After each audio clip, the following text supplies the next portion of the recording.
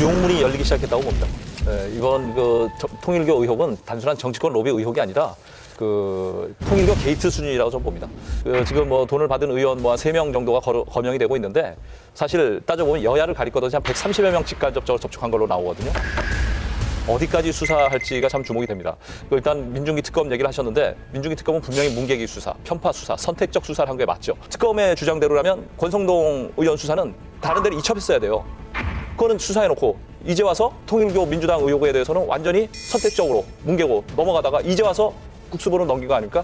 이거는 정말 민중기 특검은 정말 편파 수사에 아주 전형으로 아주 5점이 남을 겁니다. 그런 사이에 사실 전재수 의원의 혐의 중에 하나는 공소시효가 좀 지나버린 것도 있더라고요. 근데 어떻게 보십니까? 일단 본인은 아니라고 했는데 발언한 내용을 보게 되면은 굉장히 상황이 좀 구체적이거든요. 예를 들어가지고 이건 복돈입니다라고 했더니 받아도 되나라고 하면서 받아갔다라든지 이런 것들은 상당히 구체적인 정황들이 좀 나오고 있는데 윤영호 전 본부장은 지난 5일 자신의 재판에서 민주당 지원 의혹에 대한 추가 폭로를 예고했습니다.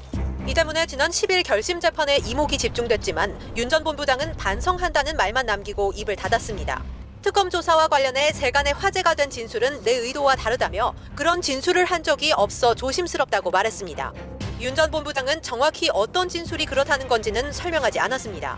어떻게 봐야 될까요? 받은 걸까요? 안 받은 걸까요? 어떻게 판단해야 될까요? 그러니까 이게 윤영호 세계본부장이 8월 달에 진술을 한 거잖아요. 그때 권성동 의원에 대해서도 진술을 했고 또 민주당 쪽뿐만이 아니라 여러 사람에 대해서 다 진술을 했단 말이에요. 그러면은 그냥 상식적으로 생각을 하면은 권성동에 대해서는 진실을 얘기하고 나머지는 다 조작을 하거나 날조를 해서 얘기하고 이럴 가능성은 높지 않다고 봅니다. 다만 일부분에 있어서는 이렇게 과장됐거나 예를 들면 배달 사고가 있었거나 이런 것들이 있을 수 있는 거죠. 공소시효 문제는 조금 팩트를 정리를 해보면은 정치자금법은 공소시효는 7년입니다. 그래서 2018년에 받았으면은 공소시효가 도과됐을 가능성이 상당히 높다. 근데 지금 아직 언론 보도나 이런 거 나온 거 보면은 명확하지 않아요. 그러니까 윤영호도 2018년에서 2019년쯤에 줬다 이런 식으로 얘기를 했다라는 거예요. 언론 보도에 따르면은. 그러니까 2019년이면 아직 남아있다고 보면 될 것 같고요.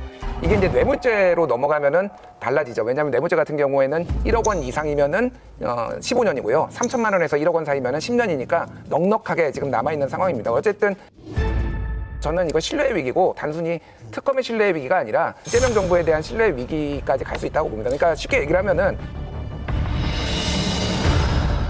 정말 이재명 정부는 아무것도 이거를 몰랐어?